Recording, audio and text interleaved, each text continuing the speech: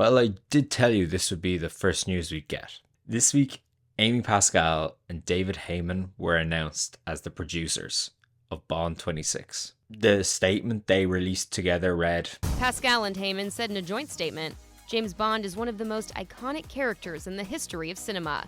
We are humbled to follow in the footsteps of Barbara Broccoli and Michael Wilson, who made so many extraordinary films, and honored and excited to keep the spirit of Bond very much alive as he embarks on his next adventure. And both these people have a track record, at least. We are probably very familiar with Amy Pascal already from her time at Sony. As of late, she's mostly known for producing the Tom Holland Spider-Man movies. Previous to that, she was co-president of Sony, so was pretty involved in the Craig era, from Casino Royale all the way up to Spectre when she left during the production of that film. I will leave you to go down that rabbit hole yourself, but Sony released a film called The Interview. This led to what were alleged North Korea hacks as a retaliation, and a huge tranche of internal emails were released, some of the findings of which resulted in her losing her job, and then stepped into taking over several Sony projects, including all the Spider-Man IP. You may actually remember, as a result of that hack, there was an early draft of Spectre. So despite having its ups and downs, Pascal has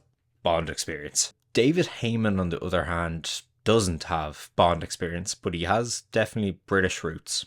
Notably, he is one of the people responsible for the other most successful British franchise of all time, the Harry Potter series. Recently, he's launched another, which is the Paddington series. I think its third film is out right now. He has a huge list of credits, but I think those two are the most important to us Bond fans because of the relevance and the Britishness to it all. Maybe that's why Amazon selected him too. I definitely feel there was a concern from me and other people that it would become a sort of LA-centric interpretation of James Bond.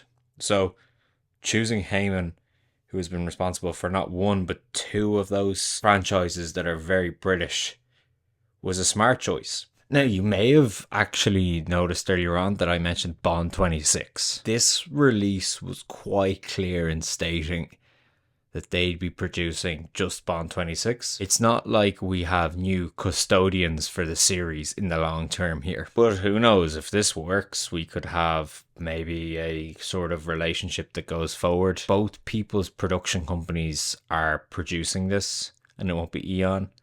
But maybe we see sort of a situation where it's an every second film job, and we can get a sort of consistent output.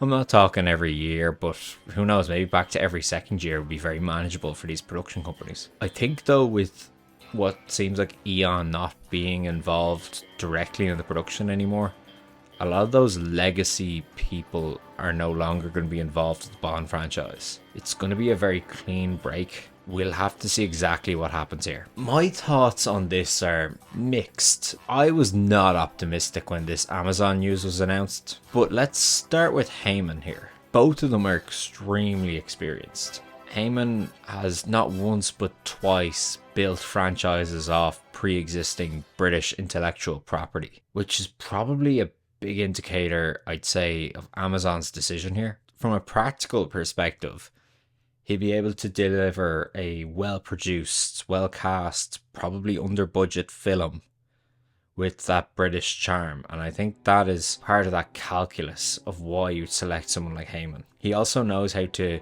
negotiate large studios.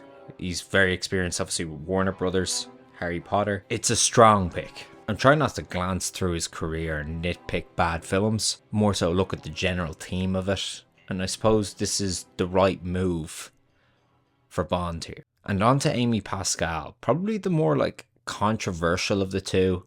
You can look up that Sony hack yourself, but I think her involvement during the Craig era was actually positive, which you can see during those leaked emails, which I remember reading through at the time.